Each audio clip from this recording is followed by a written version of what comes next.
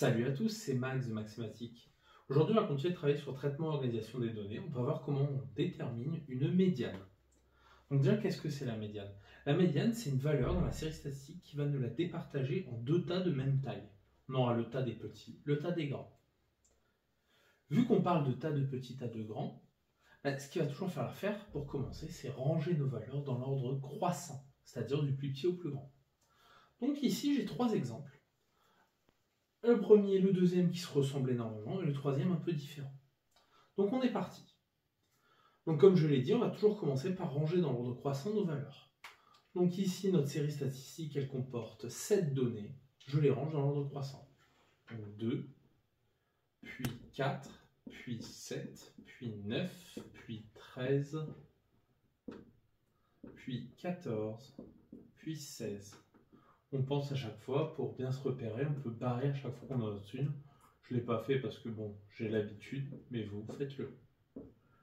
Une fois que j'ai ça, on veut faire un tas de petits, un tas de grands. Des tas de même taille. C'est vrai que je ne l'avais pas précisé, on veut des tas identiques. On va se poser la question déjà, est-ce que notre nombre total de données, on peut en faire deux tas de même taille? Ici par exemple, j'ai 7 données. Est-ce que 7 c'est divisible par 2? Est-ce que ça nous donne un nombre entier? Bon, c'est divisible par 2, oui, mais est-ce que ça donne un nombre entier? Non. 7 divisé par 2, ça donne 3,5. Donc je ne peux pas faire deux tas de 3,5, je ne peux pas couper au milieu d'une valeur. Donc ce qu'on va faire, c'est qu'on va prendre la valeur juste en dessous. Je vais faire deux tas de 3. Comme par exemple si j'avais 9 données, j'aurais fait deux tas de 4 et j'aurais une valeur au centre. Donc je vais avoir mon tas de petits, les 3 plus petites valeurs, mon tas de grands, le tas des 3 plus grandes valeurs. C'est laquelle la donnée centrale, celle qui nous coupe notre série statistique en deux tas de même taille, c'est le 9. Ici, dans le premier exemple, la médiane, c'est 9. Dans le deuxième exemple, on va faire la même chose. Donc si on se souvient bien, je commence par ranger dans l'ordre croissant. Donc 1, puis 3. Vous avez vu d'ailleurs, là je commence à les barrer parce qu'il y a un peu plus de données. Pour éviter de se tromper, d'en oublier. Ensuite c'est le 6, après c'est le 8, 10, 14, 19, 24, 37 et 52. Même remarque avant, je compte ma jet de données. 1, 2, 3, 4, 5, 6, 7, 8, 9, 10. J'ai 10 données. Est-ce que 10 est divisible par 2? Oui. Je vais pouvoir faire deux paquets de 5 données. Les 5 plus petites, les 5 plus grandes. Donc ici, typiquement, mes 5 plus petites valeurs, 1, 3, 6, 8, 10. Mes 5 plus grandes valeurs, c'est les 5 qui restent. Et là, ma médiane, j'ai plus le nombre au milieu. Ma médiane, ce sera n'importe quelle valeur comprise entre 10 et 14. Je peux prendre le 10, je peux prendre 11, 12, 13, 14, je peux prendre 10,2, je peux prendre 10,4. Le plus simple, souvent, ce qu'on vous redira de faire et de retenir, c'est de faire la moyenne des deux extrémités. Le plus grand des plus petits et le plus petit des plus grands. Donc je vais faire 10 plus 14, 24, divisé par 2. Donc ma médiane, dans cette série, c'est 12. Je vais rajouter la valeur 12. Je ne vais pas la mettre dans ma série, mais je dirais que ma médiane est 12. Voilà. Donc là, si déjà vous avez remarqué, si vous avez compris, la médiane, il y a deux cas. C'est quand j'ai un nombre impair de données, mon effectif total est impair, ou mon effectif total dans ma série statistique est pair. C'est les deux possibilités. Donc là, maintenant, on va voir si vous avez compris avec un troisième exemple. Là, j'avais beaucoup de données. Si on regarde bien, 5, 7, 14, 5, 2, 32, ça fait beaucoup de nombres. Là, je ne vais pas m'amuser à les écrire à la suite du plus petit au plus grand. Parce que si on remarque bien, ça prendrait tout le tableau.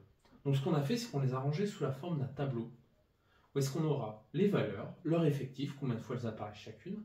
Et en dessous, j'ai ECC, les effectifs cumulés croissants. Vous allez voir comment ça fonctionne. C'est magique. C'est peut-être même plus simple que les deux précédents. Donc, comme je vous disais, là, l'avantage, c'est déjà que mes données, quand elles sont sous forme de tableau comme ça, elles sont déjà rangées dans l'ordre croissant, du plus petit au plus grand, 14 jusqu'à 47. 12 jusqu'à 47.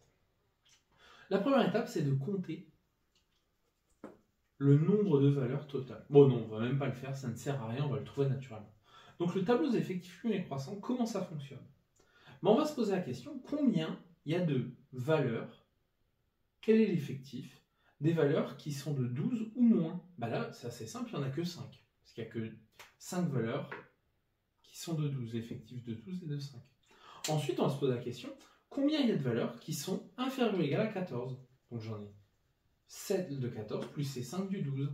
5 plus 7. On peut le trouver comme ça en additionnant le nombre qui est ici avec le nombre qui est ici. 5 plus 7, ça fait 12. On continue, on va se poser la question, combien de valeurs qui sont inférieures ou égales à 20? J'en aurai 12 qui est inférieur ou égal à 14, plus les 14. 12 plus 14, 26. Et je continue comme cela jusqu'au bout. 26 plus 5, 31. 31 plus 2, 33. 33 plus 32, 55. J'ai 55 valeurs. Ok. Ma médiane, comment je vais savoir où est-ce qu'elle va se trouver? Je me souviens, quand c'était impair, je divisais par 2, je prenais la valeur centrale. Quand c'était pair, je divisais en deux paquets de même taille. Il restait rien au milieu, je prenais n'importe quelle valeur entre les deux. Là, j'ai 55 valeurs, mon effectif est de 55. Donc je sais que je vais avoir une valeur centrale. Une valeur qui va tomber pile. Là, on va se poser la question, 55 divisé par 2, ça fait combien? Si je ne sais pas, je prends la calculatrice. 55 divisé par 2, 27,5. Donc ça veut dire que je vais faire deux tas de 27. Et en fait, là, on n'a même pas besoin de s'embêter à faire nos deux tas. On va trouver le tas des plus petits. Et on aura automatiquement notre médiane qui va suivre. Parce que la médiane, là, typiquement, vu que je vais faire deux tas de 27, mon tas des 27 plus petits, mon tas des 27 plus grands, il y aura une valeur centrale. Donc ça va être 27, 1, 27. Donc ma médiane, ce sera la 28e valeur. Donc on va chercher dans mes effectifs cumulés croissants à partir de quand j'ai ma 28e valeur. Ici, est-ce que dans mes 5 premières valeurs, j'ai ma 28e valeur? Non. Je fais jusqu'à 5, je ne vais pas jusqu'à 28 ou plus.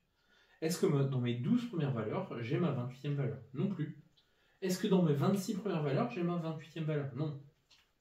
Est-ce que dans les 31 premières valeurs, j'ai ma 28e valeur? Oui. Parce que dans 30, pour aller jusqu'à 31, je passe par 28. Et tandis que pour aller jusqu'à 26, je ne passe pas pour 28. Donc ça veut dire que ma 28e valeur, elle se trouve dans cette colonne qui est ici. Donc ce sera un des nombreux 25. Ce sera le 28e nombre. Donc si on regarde bien, j'avais 26 jusqu'à 20, 27, 28, 29, ce sera le deuxième 25.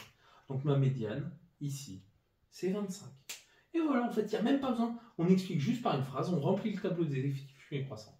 Et on a terminé. On rajoute juste une phrase. La médiane de cette série statistique est 25. Voilà, c'est tout pour aujourd'hui. N'hésite pas à t'abonner pour voir toutes mes autres vidéos sur les traitements et l'organisation de données. Ou celle de niveau 4e. Allez, ciao!